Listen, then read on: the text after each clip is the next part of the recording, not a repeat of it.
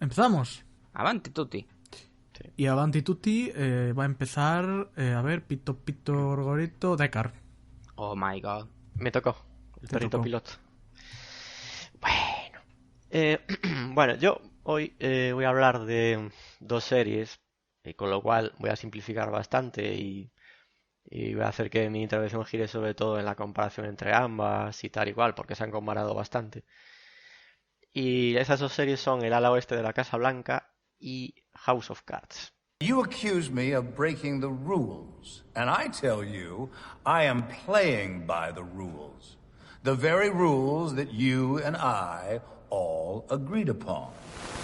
Bien, El ala oeste de la Casa Blanca, por un lado, es una serie que se emitió de 1999 a 2006 de la NBC. Y bueno, esta serie, en fin, yo creo que ha marcado a generaciones enteras. De hecho, a mí me pasó y conozco a más gente que se empezó a interesar por la política gracias a esta serie. Ese no fue mi caso, pero sí que es cierto que esta serie, pues bueno, digamos que ayudó a destripar bastante y parece que será la intención de sus impulsores, destripar bastante lo que es el funcionamiento y las tripas del ejercicio del poder, ¿no? Y de, en fin, y del tejemaneje que había. Hay una frase muy buena de un personaje de esta serie muy entrañable, que mucha gente le tiene cariño, yo también, que es Leo McGarry, que creo que es en los primeros capítulos, no sé si en el primero, que dice, hay dos cosas que el público no debería ver jamás, cómo se hacen las salchichas y cómo se hace una ley. Y creo que describe bastante bien la serie. Bueno, esta serie, digamos, el grupo protagonista es bastante más coral que House of Cards, luego ya hablaré de ello, pero...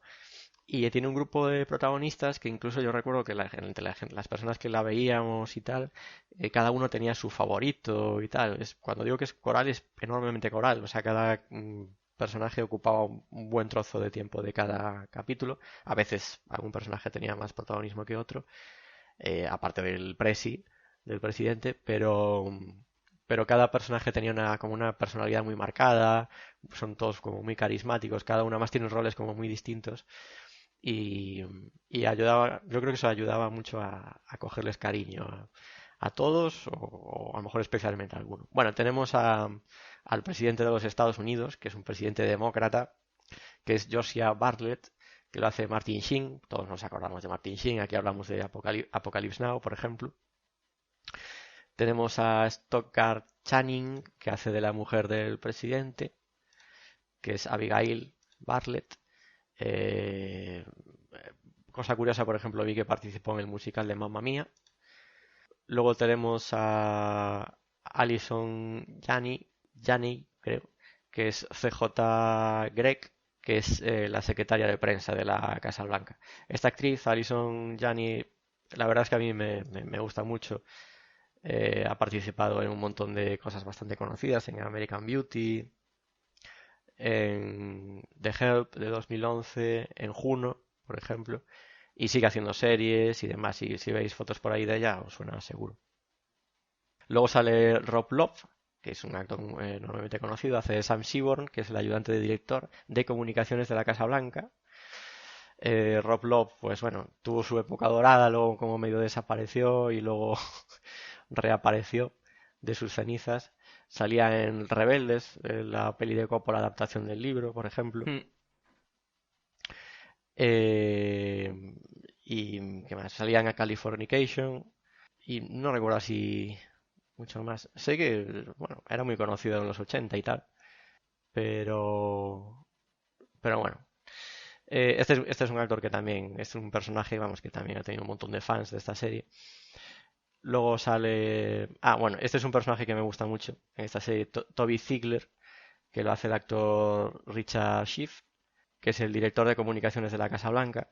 Y así papeles que haya hecho él, pues bueno, parece que trabajó bastante en Broadway y tal, y la verdad es que yo lo he visto en muchas pelis, pero siempre hace de secundario, lo que pasa es que como secundario a mí me parece cojonudo. Luego tenemos a John Spencer, que es Leo McGarry, el personaje que comenté antes, que es el jefe de gabinete de la Casa Blanca. Este también, que es el mítico secundario, que es mogollón de conocido. Si le veis por la cara, lo veréis.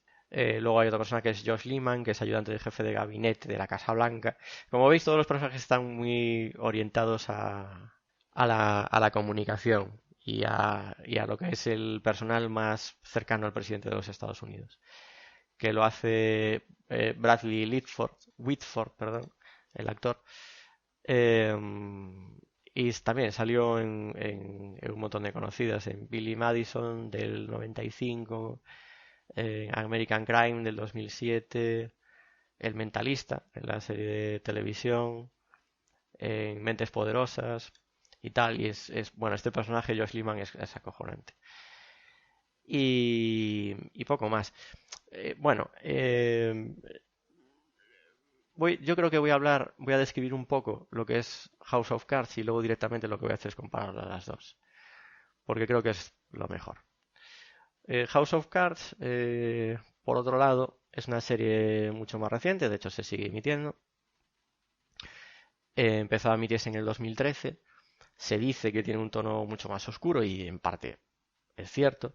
Es una adaptación de una serie que ya existía de la BBC británica, mucho más antigua, y está protagonizada por Kevin Spacey, ese gran actor que ha participado en... Y mejor persona. Sí, por eso yo he concretado lo de actor y luego ya el plano personal, pues bueno, ya se verá que cada cosa.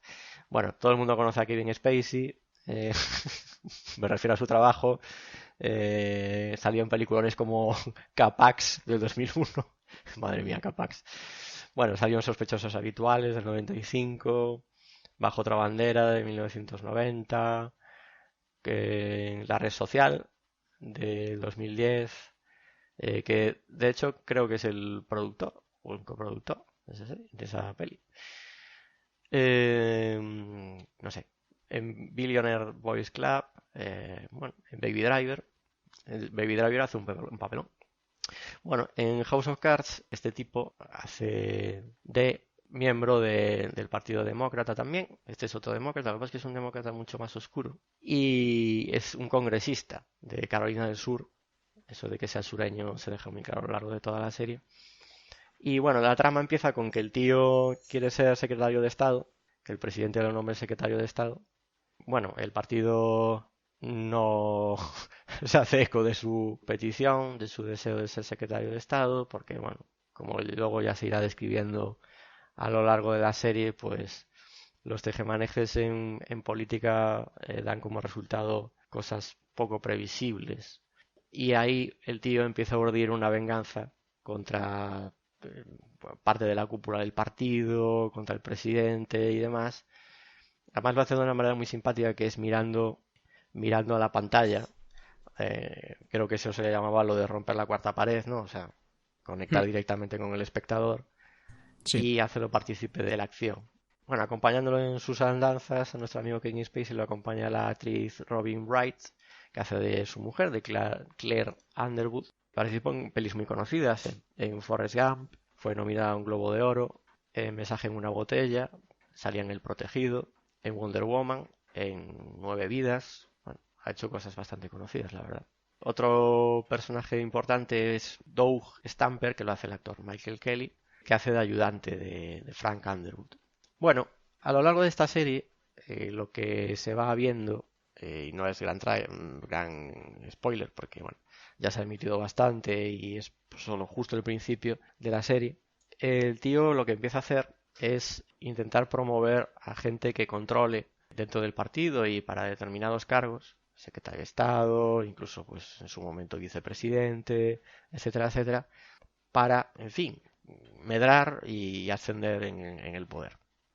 Lo que pasa es que todo esto, aunque a lo mejor por sí solo y a lo mejor planteado de otra manera, con más luz y no sé, y con la gente pareciendo menos sanguinaria, parecería algo inherente a la actividad política, pues en esta serie se plantea como algo muy oscuro y de hecho pues no se ve demasiado de una actividad política estrictamente política, normal, algo más relacionado con la ideología, sino simple y llanamente lo que es las tripas del politiqueo y del partidismo y de las mecánicas de partido y de las instituciones. Que yo creo que eso es algo que yo creo que diferencia más a ambas series que lo que se solía decir. ¿Por qué he traído estas dos series para hablar un poco de las dos y compararlas? Porque de un tiempo a esta parte y desde que salió House of Cards siempre se dice que es como la versión oscura del ala oeste de la Casa Blanca. Pero en realidad, y esto lo comentaba con un amigo hace poco, yo creo que hay mucha gente que o no vio el ala oeste de la Casa Blanca o lo recuerda muy mal o no lo veía demasiado o no sé exactamente qué. Porque sí que es cierto que tiene, digamos, un aura más positiva, se dice que los personajes de esa serie son como muy inocentes, son como muy idealistas. De hecho, el presidente Bartlett pues se decía, ¿no?, que era un presidente demasiado liberal en los Estados Unidos como para haber ganado unas elecciones, ni siquiera. Pero también sí que se muestra pues los determinados tejemanejes de partido, tensiones entre personas de las mismas filas y demás. Sí que es cierto que no es tan descarnado como un House of Cards, que su principal leitmotiv es ese, y la mecánica de casi toda la serie es esa. Sí que se ve algo de política, estrictamente hablando, o sea, de reclamaciones de determinados territorios, hágalos cada congresista, en fin, algo de ideología, pero no demasiado, y además a lo mejor como una moneda de cambio más. Pero también, es decir, yo creo que esto pasa como el famoso símbolo este del yin y el yang, ¿no? Que toda luz tiene algo de oscuridad y toda oscuridad tiene algo de luz. Yo creo que aquí pasa un poco eso, es decir, ninguno de los dos elementos, ni lo que es, digamos, la parte más maquiavélica se deja completamente de lado, ni la parte más, no sé si decir idealista o ideológica, o como cada uno lo quiera decir, me da igual, se deja también completamente de lado. Aparecen un poco las dos. Yo, la verdad es que le tengo un gran cariño al ala oeste de la Casa Blanca, porque la seguí bastante y me parece una pedazo de serie. De hecho, estaba ahí mirando información sobre esta serie y parece que es una de las series más premiadas o la más premiada en los premios Emmy, junto con Canción Triste de Hill Street, aquella mítica serie policíaca de los 80. 26 premios Emmy tiene y 3 Globos de Oro, es una burrada. Y la verdad es que esta serie está muy muy bien. Se dice que es una serie muy de diálogos, todos esos tienen sobre diálogos, el ala oeste de la Casa Blanca. Y uno de los grandes culpables es Aaron Sorkin, el creador de la serie, que es un tío que estuvo detrás de series como Sports Night, The Newsroom y guiones de La guerra de Charlie Wilson, La red social, una vez más, y la peli, el biopic de Steve Jobs, que se llama así, Steve Jobs, de los varios biopics que se ha hecho de Steve Jobs. Y es un tío que en sus productos y las series que promueven, yo no sé si hoy en día se le llamaría showrunner, supongo que sí, el diálogo y el guión, pero sobre todo son guiones de mucho diálogo, tienen una enorme importancia. En House of Cards también los diálogos tienen importancia, pero las escenas y las situaciones tienen mucha más importancia, es decir, la correlación de hechos y cómo tú vas siguiéndolos, aunque no impliquen un diálogo de ningún tipo. Pueden ser imágenes, pueden ser escenas, situaciones, y el diálogo no tiene tanto peso como en el ala oeste de la Casa Blanca. Pero también, qué duda cabe, y sobre todo una serie siendo de política es inevitable, yo creo, hasta cierto punto. No sé si alguno de vosotros ha visto algo de las dos, o de alguna. Yo he visto 2 temporadas de House of Cards. El ala oeste de la Casa Blanca no me ha dado tiempo, lo siento mucho. Yo también he visto House of Cards extensivamente. El ala oeste de la Casa Blanca, la verdad es que es una serie que me pilló un poco jovenzuelo. Cuando me acuerdo, de cuando empezó a salir, que la anunciaban, no me acuerdo en qué canal la daban, por la tele, pero bueno. En cualquier caso, me acuerdo del anuncio de El ala oeste de la Casa Blanca, los viernes a las 10, o no sé cuándo lo daban. Pero sí que es una serie que me pilló un poquito joven para yo, de hecho, verla, y aunque lo hubiera visto, no lo hubiera entendido, al menos cuando la dieron en España. Y es por esto que no la he visto tan extensivamente como House of Cards, la cual creo que también he visto dos ¿cuántas temporadas hay de House of Cards? Creo que 3 o 4. ¿Tres o 4? Bueno, 2 he visto seguro. Y la ¿Cómo que 3 o 4? Hay 5. 5. Hay 5, Mira. Sí, claro, hubo que cargarse al otro también. Pero eso ya no es House of Cards ni es nada. O sea, Por eso, lo que quiero decir es que mi relación con House of Cards es un poco más estrecha en el sentido de que la he visto realmente, mientras que el ala oeste de la Casa Blanca es más como una serie que tengo ahí, o sea, le he echado un ojo para hablar hoy, pero realmente no es una serie con la que viendo en plan hay un capitulillo te puedas inmiscuir tanto como para poder apreciarla. Pero sí que es verdad que es una serie que, ya no solo por lo que dices tú de los premios Emmy que ha ganado y de todo esto, sino que es una serie que el público le sigue teniendo muchísimo, muchísimo cariño.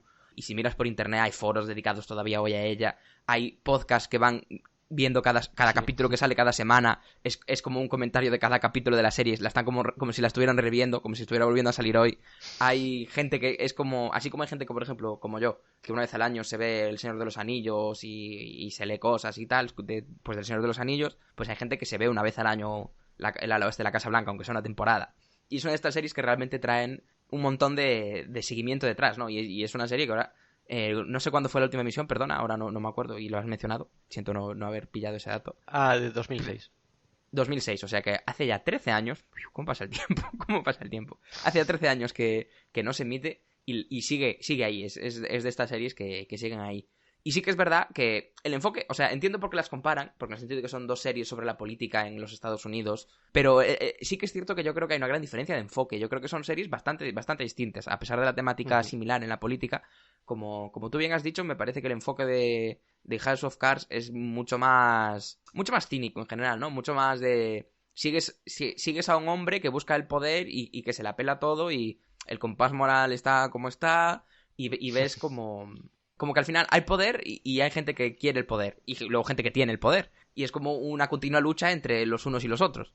Mientras que en el ala oeste de la Casa Blanca, aunque como también has dicho, esta parte no se esconde, no es que sea jauja y que sea esto aquí en plan, ¡ay, qué bonito es gobernar! Yo creo que es una serie mucho más... Ahora podríamos decir mucho más normal, con comillas, simplemente porque como ha sentado tanta escuela, hay muchas series que han venido después que han tirado por ahí, pero sí que tiene un tono un poco más neutro, mostrarte la parte buena, la parte mala, pero como que intenta generar unas situaciones interesantes y un hilo argumental, interesante a través de los tejemanejes que se puede ver en la Casa Blanca, con gente pues que intenta hacerlo lo mejor que puede, gente que es un poquito más mala, entre comillas lo de mala, vamos, y demás. Pero el enfoque no es tan de aquí son todos unos trozos de mierda peleando por el último plátano, ¿sabes? Sí, es que es exagerado. En House of Cards, ahora volví a ver alguno de los antiguos, de los primeros capítulos. Hay un momento en el que Frank Underwood va a hablar con el líder de la mayoría demócrata en el Congreso y el tío le propone, aunque luego se ve que es un tejemaneje de él, le propone ganar una votación con todos los republicanos y solo un puñado de demócratas para cambiar al presidente del Congreso. Entonces el tío está en la cafetería del Congreso y casi se atraganta con la comida. ¿Te has vuelto completamente majara o qué te pasa? Pero luego se ve, está muy bien porque he jugado mucho con el espectador, va siguiendo a Frank Underwood en sus movidas y no sabe exactamente por qué hace lo que hace, pero luego se ve que es para ese tío soplar ese plan como si fuera de él, idea de él, y luego le amenaza con eso para tenerlo cogido por los cojones. Hace todo siempre eso a lo largo de toda la serie. Coge e intenta promover a gente que tiene controlada, pero controlada hasta a nivel de pues tíos que están dependientes del alcoholismo, y es un psicópata de libro porque logra retorcer digamos la moral de la gente para incluso que se acabe convenciendo de que es culpa suya sus intentos de influirles. Y sin embargo, y en el ala oeste de la Casa Blanca, pues sí, no, la mecánica es completamente distinta. Sí que es cierto que sí que la parte más maquiavélica, digamos, de la política sí que aparece. Pero como mencioné muy brevemente al principio, sí que va más sobre la política que House of Cards, me explico. Sí, evidentemente la parte orgánica del partido existe y tiene un peso enorme, y el funcionamiento de las instituciones yo creo que se explica bastante bien en ambas series, pero en cambio la parte estrictamente política, ideológica si quieres, y demás, de agenda política, de agenda de gobierno, sí que tiene un peso mucho mayor, y ese debate sí que existe en la realidad. Yo creo que la realidad sería un poco, quitando las exageraciones de una serie, el idealismo de una y la maldad pura de la otra, pero sería un poco una fusión de ambas series, porque ambas cosas al final en política se tienen que tratar, se tienen que poner encima de la mesa. Es decir, si en el ala oeste de la Casa Blanca cada capítulo además era como sigue la misma línea temporal, pero cada capítulo era muy autoconclusivo, cada capítulo iba de un tema, de un debate público y demás. Esos debates se tenían que producir, entonces sobre la regulación de las armas, sobre el aborto, sobre política internacional. Entonces sobre deslocalizaciones. Hay un debate muy bueno sobre la globalización en esa serie que es acojonante.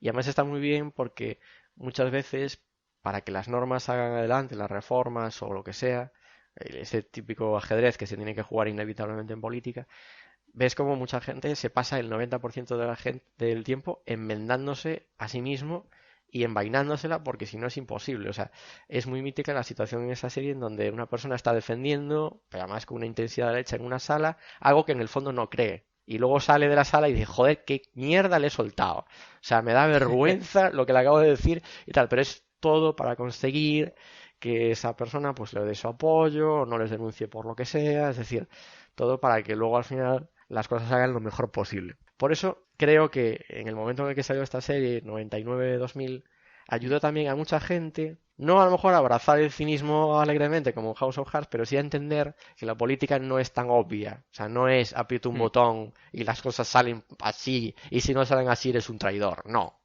La política es un poco más complicada, es un juego de equilibrios y en ese sentido sí que es muy realista. De hecho, estaba leyendo por ahí que incluso gente que estuvo en la Casa Blanca y tal los felicitó por el nivel, precisamente, y eso es lo que me hace gracia con respecto al recuerdo que se tiene hoy de esa serie, del nivel de realismo de esa serie, del ala oeste de la Casa Blanca. Y hoy en día está, digamos, el cliché, entre comillas, de recordarlo como una serie excesivamente idealista. Entonces ya cuando veo los artículos escritos hoy en día me choca mucho con mi propio recuerdo de esa serie, diciendo, joder, ¿cómo exceso de idealismo? Sí, es que el presidente es como muy liberal, son todos muy progres, solo se mueven por sus convicciones, y yo, vale, sí, pero por un lado esa parte es más o menos, yo diría que inevitable en política, al final tienes que tener un relato y un discurso, pero a la vez no es tan, en realidad no partía de la base de ser una serie muy inocente, sino de hecho todo lo contrario. Tú ves los debates y cómo tienen que pergeñar las cosas para que salgan en fin, reformas legales, normas, etcétera, lo que sea, y tienen que hacer una de equilibrios de cojones. O sea, hasta el punto, ya digo, de estar casi al borde de la dimisión varias veces y no sé qué, y hay situaciones muy tensas. Entonces, no sé, no es ni tanto ni tampoco. Y creo que en ese sentido sí que le falta algo que le falta a House of Cards. House of Cards también tengo que decir que, y esto puede asustar a alguno, pero lo que se ve en House of Cards, quitando a lo mejor la parte más, no sé si sanguinaria o psicópata, que a veces es un poco exagerado, el nivel de maquiavelismo que se ve en House of Cards incluso se queda un poco corto con respecto a lo que sucede en la realidad. Me explico. O sea, en realidad, en los partidos, lo del apuñalamiento que se produce entre compañeros y tal, se produce a nivel de agrupación local de un partido. O sea, a nivel de, o sea, basta, no tienes ni que repartir cargos en la Casa Blanca y tal para que la gente se meta a zancadillas del tamaño de la Catedral de Burgos. Entonces, a esos niveles, el nivel de, o sea, que le apareciera aquí a, no sé, a Bárcenas, un tío vestido de cura, con una pistola y tal para recuperar los papeles de la supuesta financiación B del Partido Popular, me parece lo mínimo. O sea, la de mierda que no nos enteramos tiene que ser absolutamente descomunal. Entonces, en ese sentido creo que, aunque suene muy turbio, en realidad me parece bastante realista.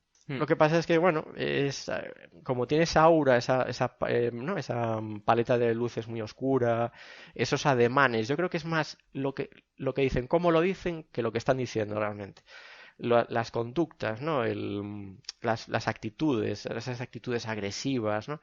Incluso había una famosa escena de un capítulo que luego se utilizó como un tráiler de una temporada, en donde Frank Underwood y su mujer se pegan de leches y parece que se van a asesinar. Eso es una parte de un capítulo que es una cosa imaginada, no sucede de verdad, para hacer una especie de metáfora de la agresividad de los dos personajes. Creo recordar que uno rompía un espejo y no sé qué.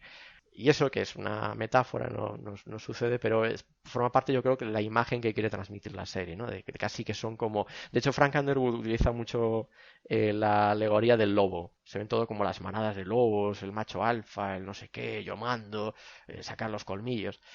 Y bueno, es una imagen que quiere transmitir. Yo creo que en política, más que lobos, es más un juego de ajedrez que otra cosa. En ese sentido, creo que es un poquito más realista en ese sentido del ala oeste, pero en cuanto a nivel de ganas de medrar de algunos y lo que son capaces de hacer y bueno, los tejemanejes más o menos elaborados que se ven en el ala oeste de en el House of Cards sí que me parecen bastante realistas. Pero bueno, las dos series me parecen muy buenas series, la verdad. Me parece que tiene una producción de la leche. Los actores son espectaculares. Yo recuerdo con especial cariño, ya digo, los del ala oeste de la Casa Blanca, porque me parecen súper carismáticos, entrañables incluso. Tienen ese punto de humanidad que a lo mejor le falta a los de House of Cards. Y a la vez me parecen tremendamente maquiavélicos y demás. Ya sabéis que se suele confundir la inteligencia con la maldad. Y no es así, ¿no? O a veces la bondad con la estupidez. Y es un gran error. Interpretar que alguien por ser bueno es imbécil. Para nada. A lo mejor cuando tú vas, él ya vuelve por tercera vez. Pero bueno, está bien porque parece como que emiten una especie de aura de concepción del mundo un poco distinta. Y está bien contraponerlas, creo. Y desde luego volver a verlas y no sé. Y hablar sobre ello es interesante. No sé así qué más decir.